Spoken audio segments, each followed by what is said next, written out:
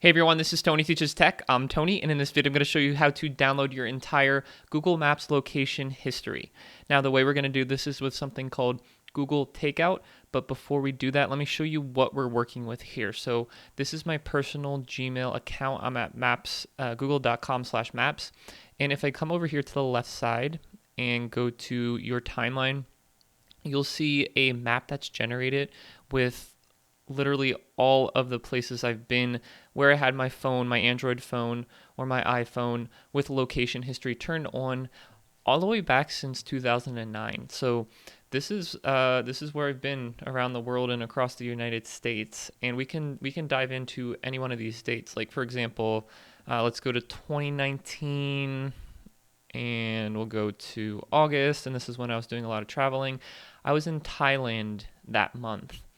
And if we go to a specific day, we can see in particular where I was during that day.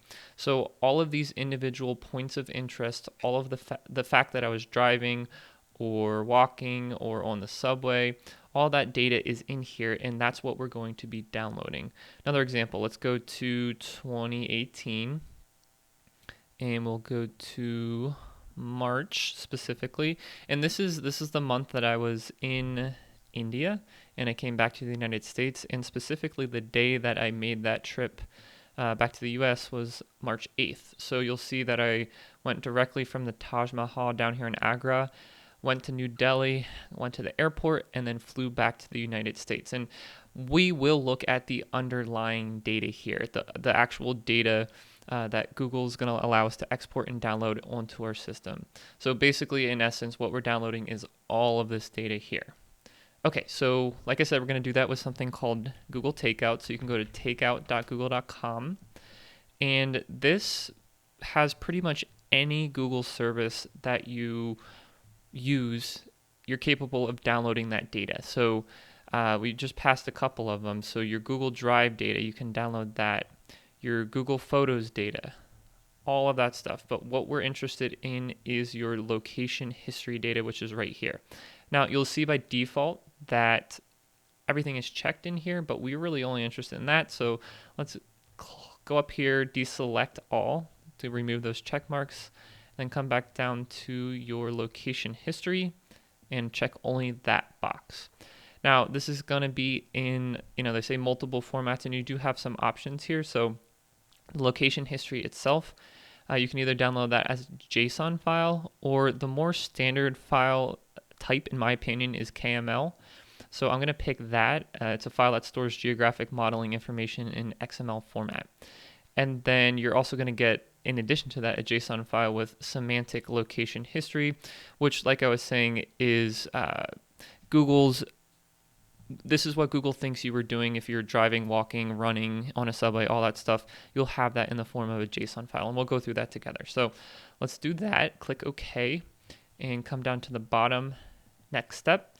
And we just want to export this once. Okay, you do have the option to do it more than once, like on an interval, but we're just going to do once. And then I'm going to do mine as a zip file as opposed to a TGZ file, and I don't think it'll be much more than 2 gigabytes or even close to that. So I'm going to keep the 2 gigabyte size, but if you have a lot of location history, maybe you want to bump that up or down. Okay, so let's create that export, and this will take a little bit of time. So I'm just going to fast forward through this. You'll get an email when that's ready.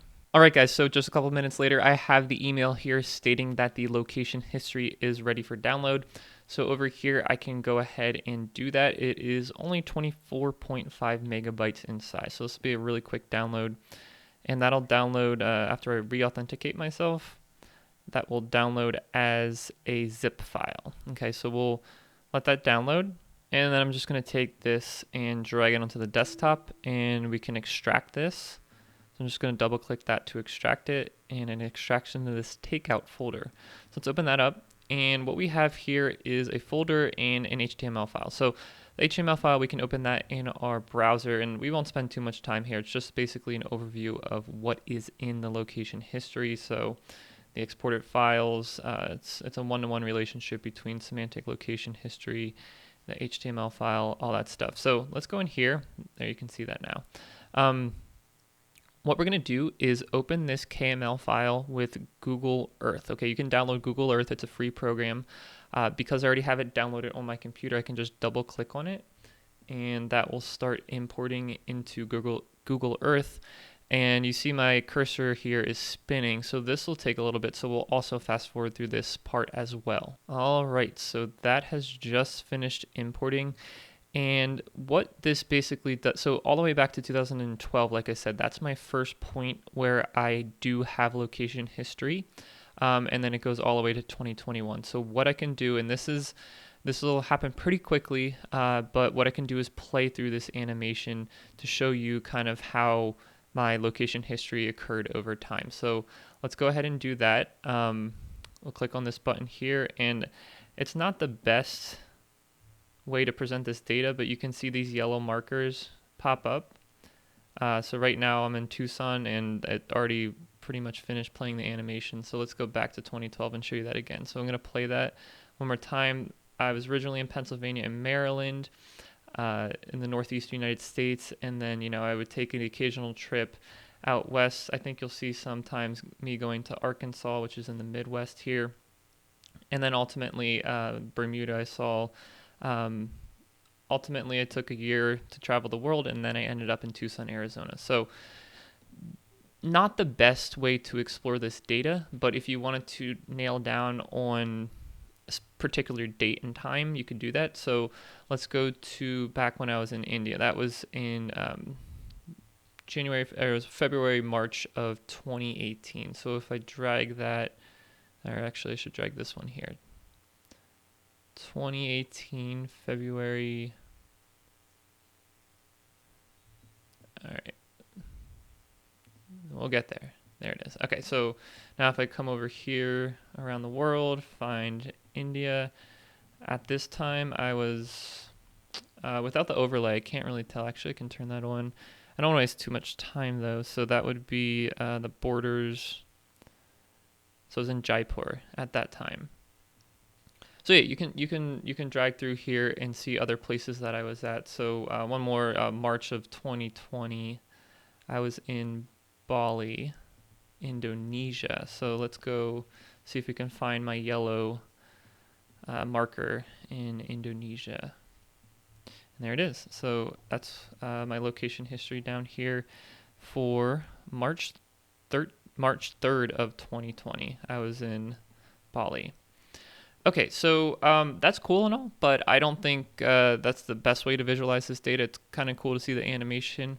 But next, I want to show you some more stuff inside of this folder here. So inside of Semantic Location History, like I was saying, this is Google's interpretation of your activities when you were traveling around or whatever you were doing. So let's open this. And go into, let's stick with the India theme here. We'll go to 2018 March, okay, and I'll just, I will open this with Firefox, so I'm going to double click on that. I think that'll open in Firefox. Yeah, so a JSON file is basically like a dictionary of dictionaries, if that makes any sense. It's a computer science term. So each one of these rows is an individual data point. And for the whole month of March, there's 329 rows. So let's expand the first one here. And there's an activity segment. So you're either going to have an activity segment or a place visit, right? So activity segment is getting from point A to point B. So for this one, I have my start location, my end location, duration, the distance, the activity type, which Google thinks I was walking. They're about medium confidence that I was walking. The start location was this longitude and latitude. The end location was that. The duration was the difference between these two timestamps, and the distance. I'm not sure if this is in meters, what the unit is, but you can probably figure that out. And then, like I said, so this is really cool. Google thinks they're 61% sure that I was walking, or 61% confident that I was walking. There could be a 30% possibility that I was in a passenger vehicle, and there could also be a 4% chance that I was boating. So of those three, that's why they kind of landed on walking as their interpretation of my activity at that time. Now, different from the activity segment, like I said, is a place visit, right? So this has a single location because you're not going from point A to point B. In this case, I was at the Royal Cafe in India. I'm assuming in Agra, somewhere around Agra. And for this one, this is a low confidence. They're not that sure that I was there. And I was there for this long, the difference between these two numbers. Oh, actually, it says visit confidence 90, place confidence low. So there's other candidate locations. So I might not have been at the Royal Cafe. I might have been at the Little Buddha Cafe or Laxam Jula. And actually, if this is the beginning of the month, this might have been up in Rishikesh. So anyway, I think I was in here before. The one particular timestamp that I wanted to correlate back to location history in Google Maps was, 83. So this was a place visit. This is a high confidence. And where was the location? This was the Taj Mahal. Okay, so and they have a unique place ID for that. The source information, that's not that useful for us. The address, same type of information. The duration, we can figure out how long I stayed there. They were 89% confident that I was there. And the date, where is the date that I was there? I guess you would have to convert these to current dates. But if you see, like I showed you earlier, let's make this one half screen. This corresponds, I'll get out of Firefox for now.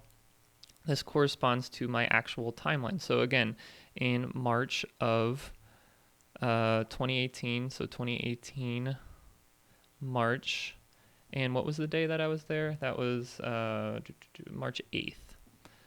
Okay, so this point right here on this visual map corresponds to this right here. So if we go to the row prior to that, this is an activity segment. This is me going from probably my hostel that I stayed at, or no, this is me walking into the actual Taj Mahal, because you can see that walking. The one before that is another activity segment. They're not sure what it is. Let's see what the one before that is. In a passenger vehicle. So this in the passenger vehicle corresponds most likely to this blue line here. This one right here, this darker blue line, going from my hostel to the Taj Mahal. So yeah, that's kind of how you can correlate those two relationships. The one last thing I want to show you in here is the raw version of the KML file. So if we just open this with a text editor, let me see if I can do that here. Yes, so this is a big file, 192.7 megabytes. So this will take a bit to open, but when it does, you will see all the GPS coordinates over time. We have basically every 2 rows is, actually that one's a little bit different than the rest, but basically you have a date timestamp and a coordinate as every other row. So these pairs of rows correlate to a particular location, and for me, I have 4,163,919 approximately. So let's just say 4 million pairs of data. So that's 2 million data points over the course of, 2012 to 2021. So the course of 9 years. That's a lot of data. So this is all here for you to explore. I hope this video was valuable for you as well, exporting your Google Maps location history data. If you have any questions, let me know. Subscribe to this channel for more videos like this from me in the future. And if you do, I'll see you in the next one.